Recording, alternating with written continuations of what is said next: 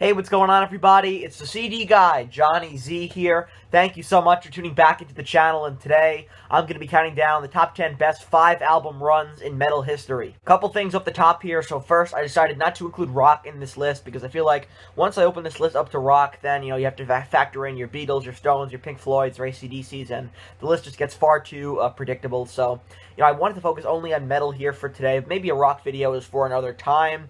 But, when it comes to my opinion on, what makes a great 5-album run, it needs to be a run of albums here where the band is showing the utmost consistency and quality throughout each release, essentially just banger after banger after banger in their catalog, showing, no weak links in the chain here. So, that said, let's get started with my number 10. Let's get things started here with my number 10. I'm going to go with the thrash metal legends Testament and their first 5 studio albums here from 1987 to 1992. So, that being their debut record, The Legacy, The New Order, Practice What You Preach, Souls of Black, and The Ritual. So, Testament are one of those bands that a lot of people, say, well, should they be in the big four of thrash metal? It's a very difficult question because that means you have to remove, one of the bands in the big four to make room for Testament, that being Metallica, Slayer, Anthrax, and Megadeth. And I'm not quite sure who I would take out, but there's no denying Testament deserved the recognition in that same vein, considering their first 5 studio albums and the output they put out during that time, with incredible records there. The Legacy, awesome debut album, right?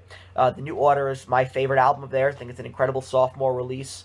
You have Practice What You Preach and The Souls of Black. These are 2 albums see the band maturing in their sound quite a bit. So great kind of evolution of their sound there. And then to continue that evolution on The Ritual from 1992, sees the band commercializing their sound just, a little bit more. Same vein as, what a lot of thrash metal bands were doing at that time. So, look at this 5-album run here, whether they were churning out thrash metal classics or maturing and commercializing in their sound, they were always able to kind of uphold a certain level of quality in their releases in their first 5 studio albums. So that's kind of what I look for in, a 5-album run, and I love Testament, one of my favorite thrash metal bands of all time. Had to include them here on the list to get us started. At number 9, I'm going to follow things up here with Type O Negative, starting with Bloody Kisses from 1993, all the way to Dead Again from 2007, their final studio album. So from this point on, I think this is really where Type O Negative became confident and strong in their sound and really became Type O Negative, So during this time period, you have Bloody Kisses from 93, October Rust from 96, World Coming Down, Life Is Killing Me from 2003, and Dead Again from 07. Great records here from top to bottom, in my opinion. And, Type O Negative are one of those bands that were very consistent in the sense that they knew their sound, they knew, the consistency of their music, and they were able to maintain a certain level throughout their entire careers, tapping into that same kind of sound influence throughout. So I think that's very important when a band knows their sound and is comfortable with their sound, and Type O Negative are a great example of that. Great vocals throughout all these records by Peter Steele. Really interesting lyricism as well.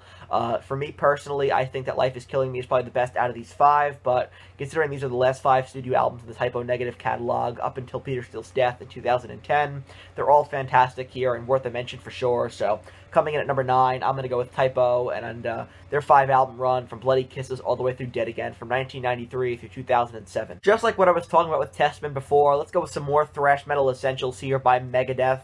I'm going to go with Peace Sells, So Far, So Good, So What, Rust in Peace, Countdown to Extinction, and Youthanasia from 1994. So all the way from Peace Sells to Youthanasia here, a great 5-album run, and I easily could have started with their debut, Killing Is My Business, and gone up to Countdown to Extinction from 92, but I did want to get Youthanasia in there because it's one of my favorite Megadeth records. The band just continued to mature in their sound throughout this, pattern of releases here, continuing the evolution of their sound as well.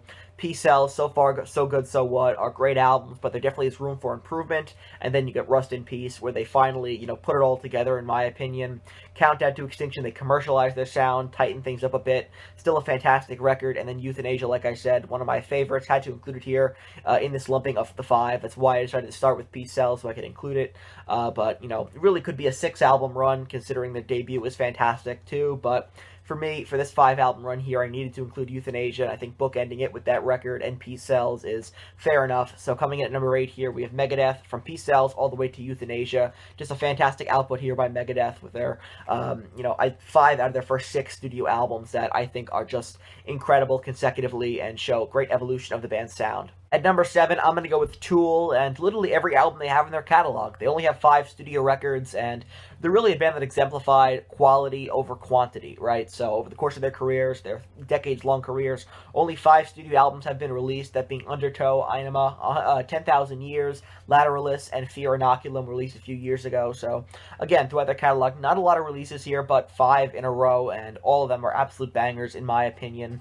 Just like Typo, they're a band that know their sound, know their style, and are very comfortable with their sound and style, and are able to kind of seamlessly tap into that time and time again in the studio. So Tool, great band from a sonic perspective, but able to put it all together in the studio and just make magic every single time. So for me, my favorite is probably got to be Inema, but every album here is fantastic in my opinion. They're a band that don't have a bad record, and they just so happen to have 5 only. So 5 in a row here, 5 awesome albums by Tool, spanning Undertow all the way through Fear Inoculum. Next up, we're going to go back to thrash metal here, and back to the big 4 as well, with Slayer, with their first 5 studio records, Show No Mercy, Hell Awaits, Rain and Blood, South of Heaven, and Seasons in the Abyss.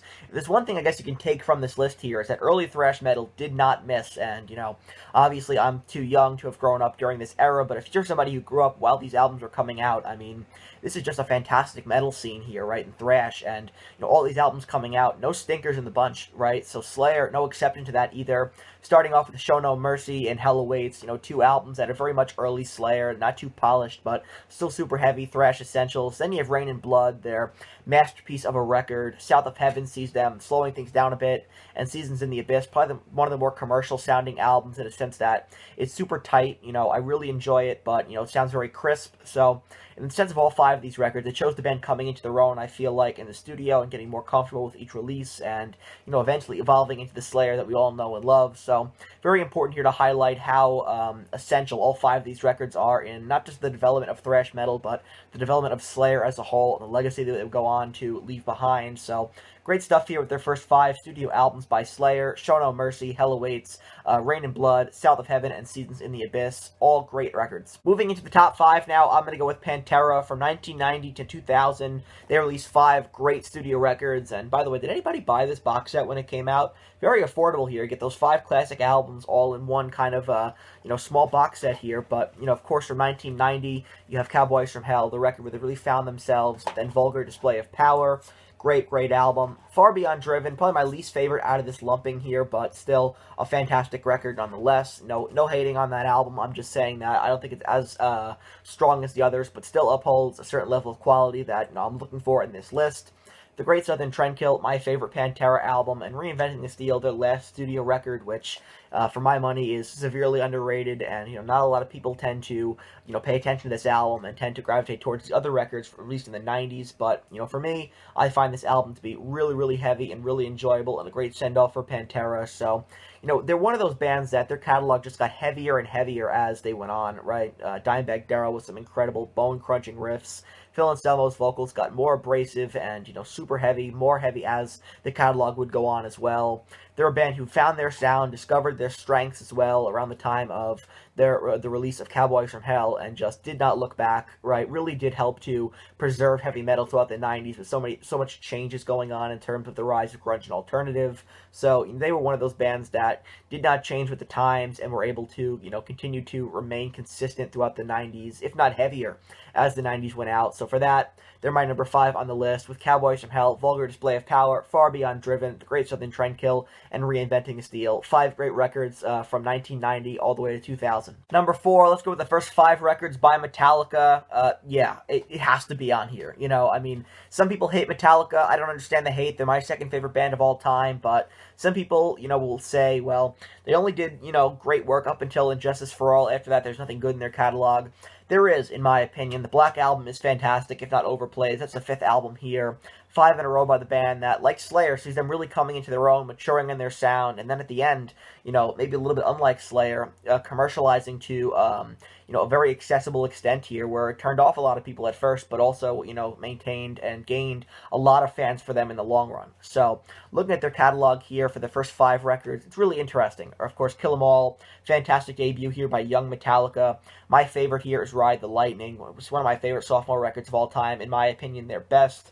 You have Master of Puppets, which many would consider their masterpiece, and Justice for All, which sees the band moving in a more progressive direction before commercializing in time for 1991's Metallica self-titled here, the Black Album.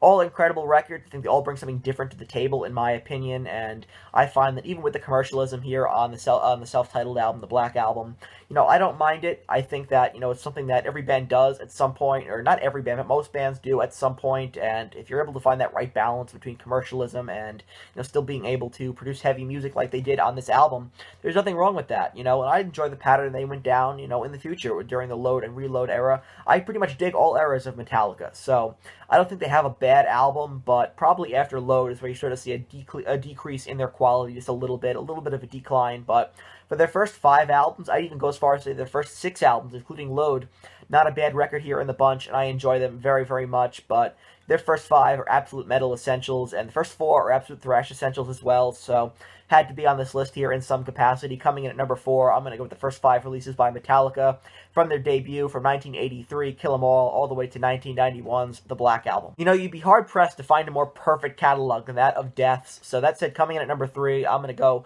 with Leprosy, Spiritual Healing, Human, Individual Thought Patterns, and Symbolic. So from 1988 to 1995 here, they don't have a bad album in the bunch. This is really a 7-album run, encapsulating all of their releases, but because I have to do 5 here for the 5-album runs, I kind of wanted to choose, the certain list here in terms of which albums I'm including in this run. So unfortunately, that does mean snubbing records like Scream Bloody Gore and Sound of Perseverance, but I really wanted to get Leprosy and Symbolic on this list. In my opinion, the 2 best Death records, so I think having them kind of bookend this time period here in this 5-album run for this list was appropriate. They're all fantastic. They see the band moving from pure death metal to a bit more technical as their sound goes on, and then Symbolic, in my opinion, their best work, their magnum opus, if you will. So for me, Death, like I said, do not have a bad album. I could have gone with any grouping of their records from their debut all the way up until their last album for the death of Chuck Schuldiner, because they're all incredible and all pioneering of the death metal genre. But for me, I think this grouping is fair because I did want to bookend it with Leprosy and Symbolic, my 2 favorites from them. Number 2, Black Sabbath's first 5 studio records. I mean, I would be interested in seeing what heavy metal would look like if, let's just pretend for a second, these albums did not exist. Would metal exist at all without these 5 albums? They pioneered not just traditional heavy metal, but, doom metal, sludge metal, all so important here to the development of those genres and the subgenres. Were these 5 first albums from their debut all the way, through Paranoid, Master of Reality, Volume 4, and then Sabbath, Bloody Sabbath. They're all so important and all absolute essentials in metal history that marked, a turning point, every single release in metal history where now a new chapter was being written, new advances were being made, and Sabbath were the ones to make those advances at the time, were the ones to really forge heavy metal throughout these first 5 albums. So to imagine, heavy metal without Black Sabbath, and these first 5 albums, metal might not exist, and it certainly wouldn't exist as we know and love it today. So looking at all 5 of these records here, they're all extremely important for the development of metal, so they have to be on this list, no doubt about it. But on top of that, they're all just incredible. The band were in just this awesome mode at the time where they were releasing great record after great record after great record, and just could not be stopped.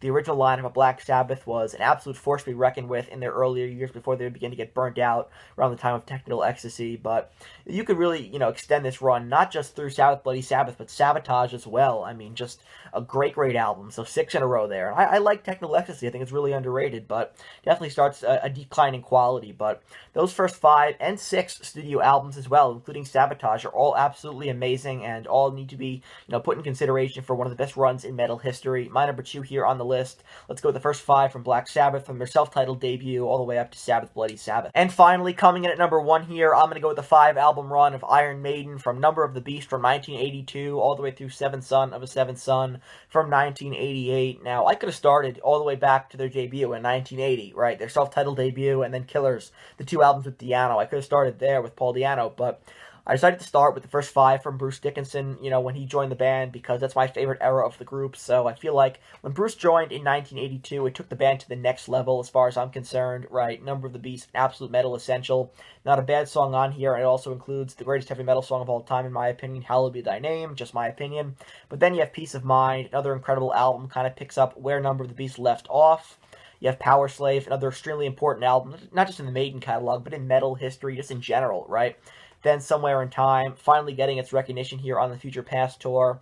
Great, great album, and Seventh Son of a Seventh Son, an incredible concept record here from top to bottom that shows Maiden at, one of their most creative periods. So during this 5-album stretch here, this is where I feel Iron Maiden did their best work in their careers. Consistency throughout these 5 records are just incredible. So when it comes to the best 5-album run in Maiden's history, it's hard to overlook the first 5 they did with Bruce Dickinson and the creativity they showcased at this point. Really what I go to when I'm, personifying 80s heavy metal is Iron Maiden, and these records right here, these 5 albums are so important. And, I feel like even though there are a lot of great rock and metal bands out there, and I might be biased because I'm an Iron Maiden fan, they're my favorite band of all time, Maiden I put here, and then every other band I love down like a few notches below. And I feel like a big reason why is because of their studio output in the 80s with these 5 records.